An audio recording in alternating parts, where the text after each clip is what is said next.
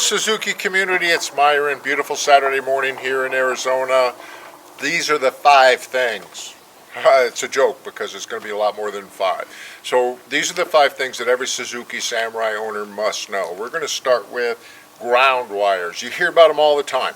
All of these experts out there, when someone has a problem, they say check the grounds, and then they don't tell you what to do. This is the most important ground you can have right here. This is grounding the body to the negative of the battery. Now, honestly, I'm going to show you a still picture. I do not like battery clamps like this. Get rid of these battery clamps that clamp the cables on. Get molded, and when they get bad, buy new ones. They're not that expensive. But as you're going to see in these pictures here, these are the clamp-on style, and I don't like these.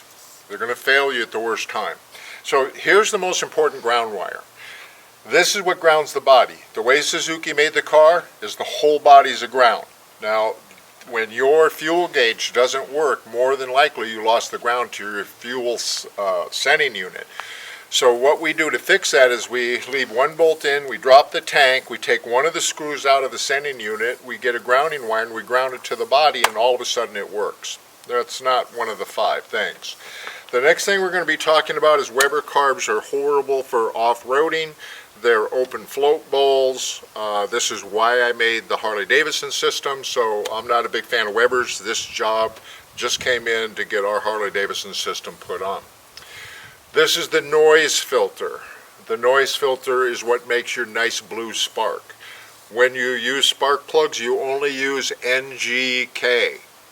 So a couple of things that just going to go over real quick is that the ground wire here is really important. You also have a ground wire on the distributor housing to the firewall. And the battery starter negative cable goes on the top bolt. Stop putting them on the bottom bolt because you're going to rip the aluminum threads out. The bolt with a nut is where the ground cable goes on the transmission, or excuse me, on the starter bolt going through the transmission. Okay, we're going to move over here. Okay, how many of you heard this? Drives you nuts, you think you broke everything. It takes a little bit of bead blaster, and you've got to spray the bushing.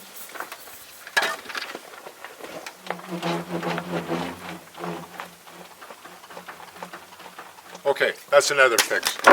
This one.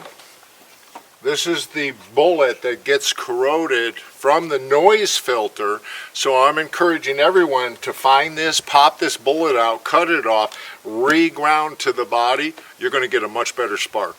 And that one's for Donnie Gay, because we just did that last night for him, and he was shocked when I told him how to get a blue spark, and it actually worked. He was pretty impressed. Okay, over here we have a ground wire. Now these are very tough to get out. This is where the shake and brake tool, that is a air hammer with a Phillips bit with a turning handle. We sell that tool. That's going to get these really, really tough screws out. Okay, let's go on to another thing.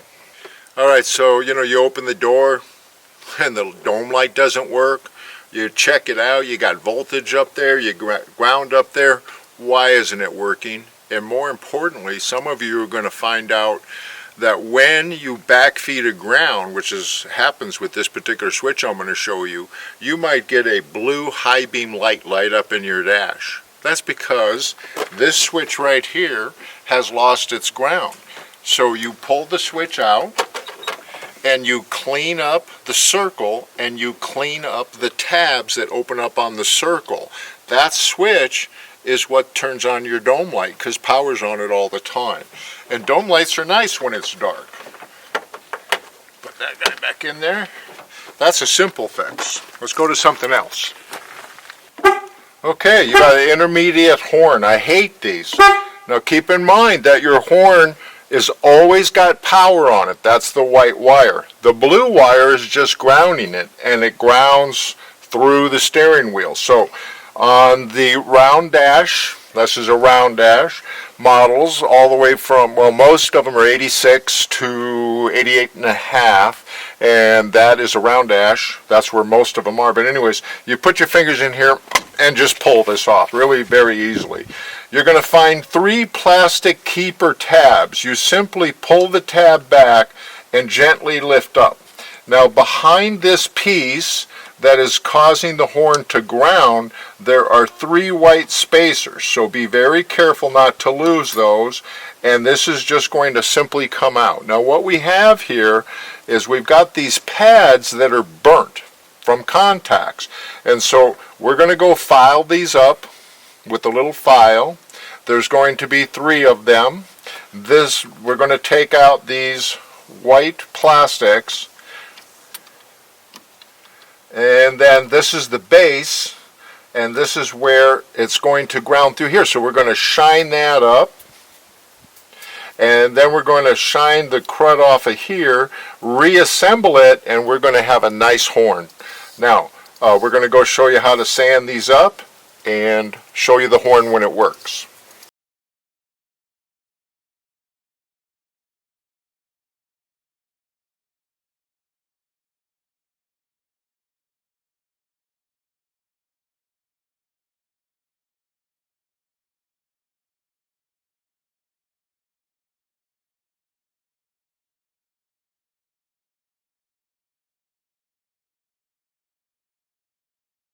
My first piece, and it doesn't take much to figure out how it goes because it's an offset pattern.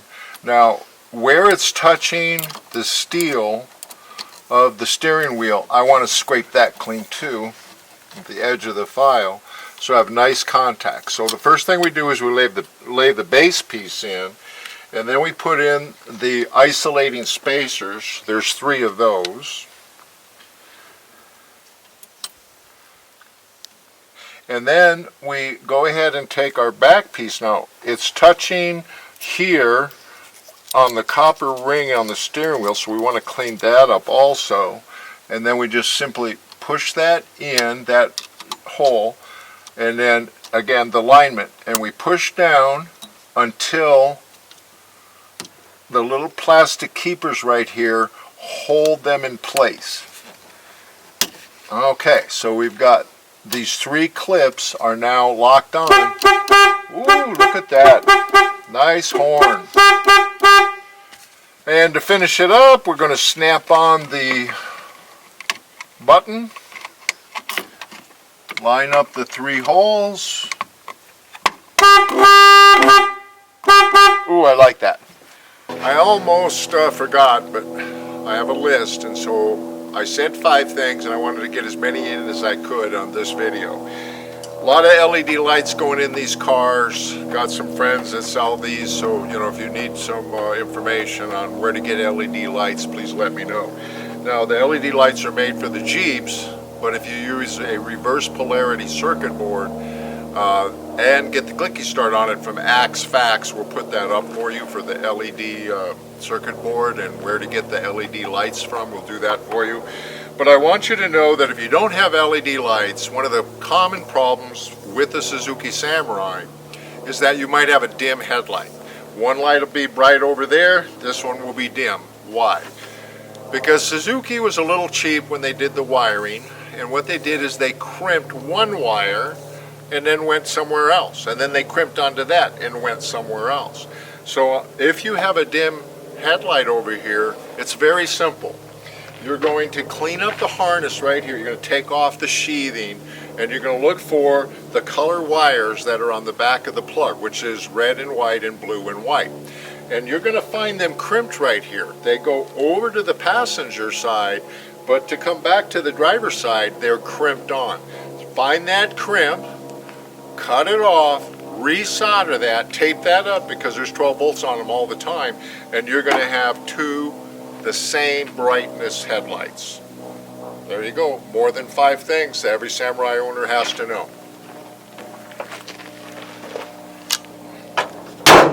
A little bit more detail on the noise filter that we talked about regrounding. I wanted to show you, there's the bullet, and they get really corroded. I'll even be talking about a horn a little bit later in this video, and how that the corrosion stops the horn from working. So this is what I wanted you to cut off, is that bullet. It's on the black wire. Now when the wire's in really good condition, it's black with green stripes. So you cut that off, you solder on an eye, you reground it to the body. It also has a brown wire with a blue stripe. This is your tack signal wire. That's why this is so important to put in. I don't know that you can see it, but when you look at yours, you're going to see components. There's a little diagram right here of how it's separating the voltage from the tack signal. So it's essential that you never ground your distributor and coil without using this noise filter. Now, the true negative is on the brown wire with the white stripe. And if you take a look at your coil, it's got a negative. If you take a look at your distributor connector, it's got a brown and white wire. That is the true ground that first goes into the noise filter through the components, separates the signal, gets grounded, and this is the ground, not directly brown and white to the body. This is what's going to give you a blue, snappy, loud spark, cleaning up your grounds and re-grounding this noise filter. It's going to change the color of your spark. You're going to get a better explosion. So that's your noise filter. Do not eliminate this out of your wiring harness. This is for Suzuki Samurai. All your sidekicks, trackers, all of them have got better electronics, and they are black, a little bit smaller, same thing. It's got the same colors. It's going to be brown and white. It's going to be brown. It's going to be black. So that ground is a lot better on the sidekicks and the trackers. It's only the Suzuki that we have the problem with. There you go. That's your noise filter. All right, that's 5 things you need to know, and I think I gave you a lot more than that. So everyone have a great day. Go wheeling. Please subscribe, like, do all that stuff. You know what to do. And then tell your friends about us. And don't forget to get on the giveaway. A lot of comments are coming in on the giveaway, so maybe we'll be giving that away this year, and I sure hope so, because those cradles are getting harder and harder and more expensive to build, so we're giving those away. Anyways, thanks again, everybody, for watching Zuk's Off-Road videos. Bye.